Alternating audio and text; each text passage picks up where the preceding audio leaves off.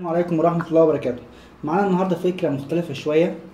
كانوا بيقولوا لنا في الابتدائي في العلوم إن احنا لو حطينا إزازة فيها شوية مية على النار هتغلي. طبعا ما صدقناش، ولما روحنا واحنا صغيرين عملنا الحوار ده نجح فعلا.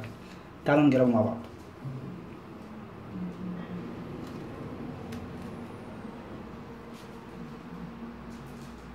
زي ما انتم شايفين الإزازة على النار.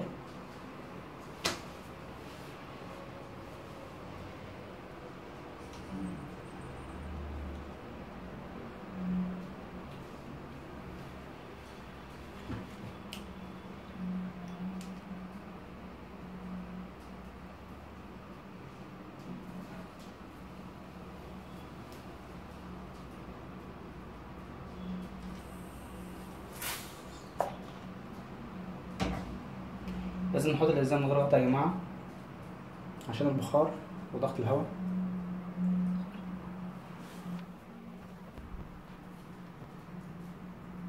طبعا زي ما انتم شايفين الإزازة حصل فيها ايه،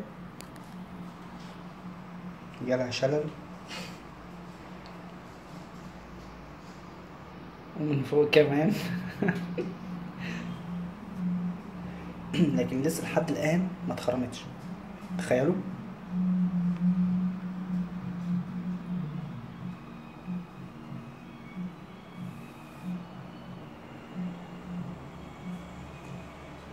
طيب نوقف الفيديو شوية ورجعنا لكم تاني بعد حوالي دقيقة ونص أو دقيقتين. طبعا لسه حصل فيها ايه، بقت شبه الزومبي ولسه لحد الآن عايشة، عمالة ترفع ترفع ترفع.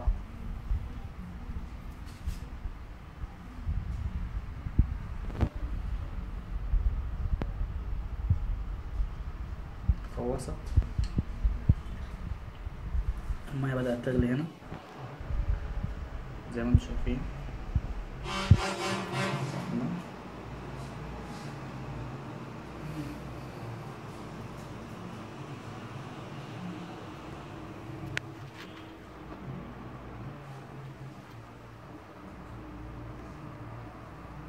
والبخار هنا، البخار ظهر.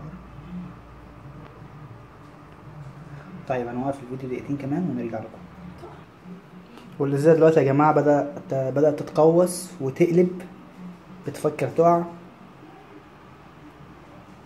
والمية هنا بتغلي، بس عشان النار هادية طبعا فمش هناخد بالنا ومش هتطلع في الكاميرا.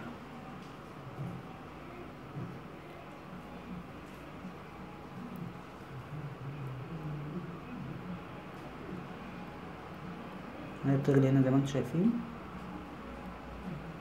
تمام، ممكن تجربوا الموضوع ده عندكم بس بإزازة، يا ريت إزازة أصغر من دي. طيب هوقف الفيديو ونرجع مع بعض تاني. بدأت تغلي يا جماعة أكتر اهي، بقت باينة أوي تمام مجردة. دلوقتي يتعمل بها شاي على فكرة.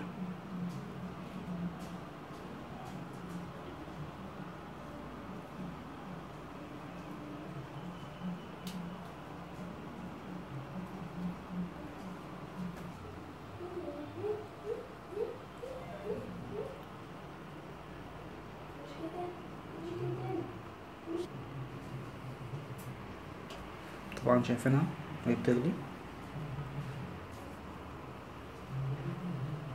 وكل ده لسه ما اتخرمتش.